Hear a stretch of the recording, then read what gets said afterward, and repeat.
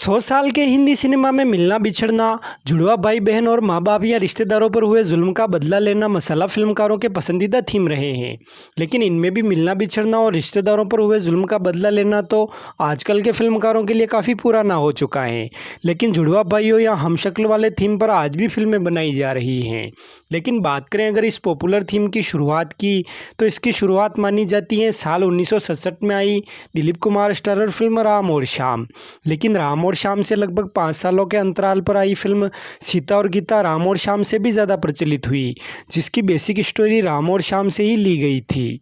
इस पर कुछ लोग सीता और गीता को राम और श्याम की हूबहू कॉपी बताते हैं, तो कुछ लोग इंस्पिरेशन। तो आज के इस वीडियो में हम इसी विषय पर चर्चा करेंगे कि राम और श्याम तथा सीता और गीता में क्या क्या समानताएं थी और क्या क्या असमानताएं। तो फिर आप चैनल को सब्सक्राइब कीजिए और वीडियो को पूरा देखते रहिए। एक तो ये मौसम है बड़ा सुहाना,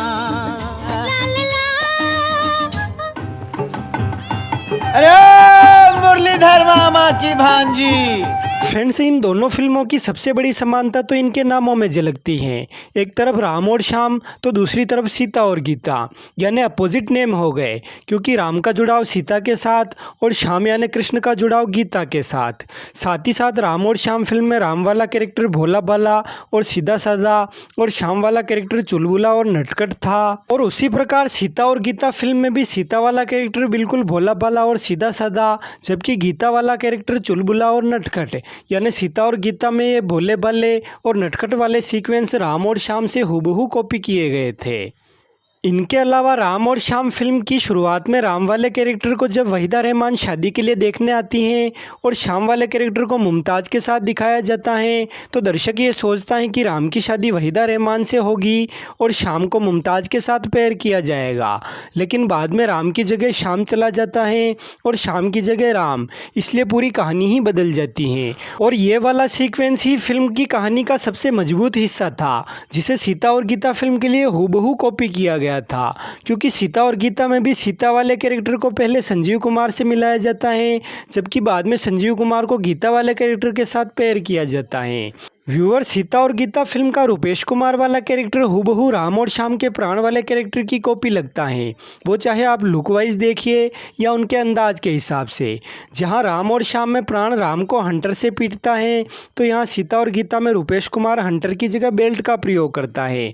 लेकिन राम और श्याम में जहाँ राम की जगह श्याम आकर प्राण पर थप्पड़ों की बरसात करता है, लेकिन सीता और गीता में गीता वैसी ही थप्पड़ों की बरसात रुपेश कुमार के स्थान पर मनोरमा चाची पर करती हैं।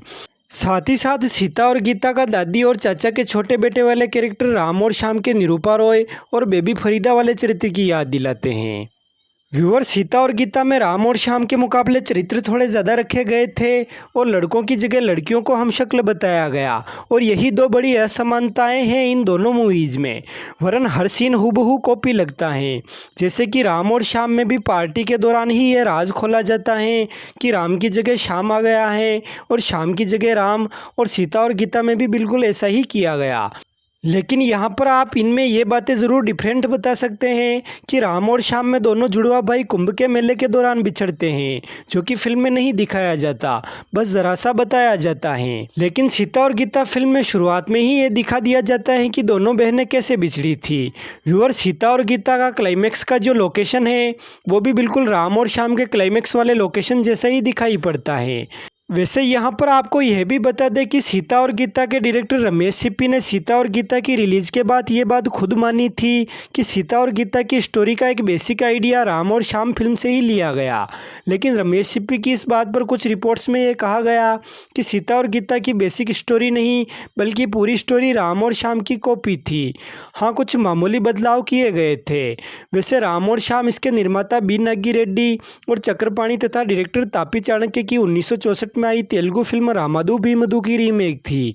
और क्योंकि उस समय हर जगह यही बात चल रही थी कि सीता और गीता तो राम और श्याम की कॉपी है, इसलिए राम और श्याम के निर्माता व निर्देशक नागी रेड्डी, चक्रपाणी तथा चाणक्य ने सीता और गीता को बिल्कुल scene to scene, dialogue to dialogue copy करके 2 फिल्में बनाई, गंगा मंगा और वाणी रानी।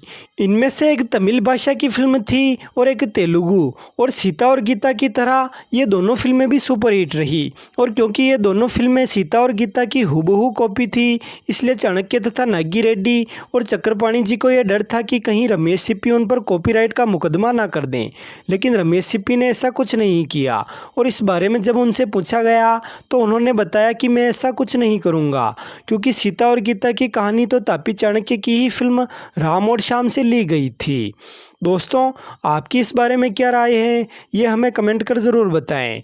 पसंद आए तो इसे लाइक करें, शेयर करें। चैनल पर नए हो तो चैनल को सब्सक्राइब कर बेल आइकॉन पर ऑल का ऑप्शन चुन लें ताकि हर नई वीडियो की नोटिफिकेशन आप तक पहुंच सके। धन्यवाद।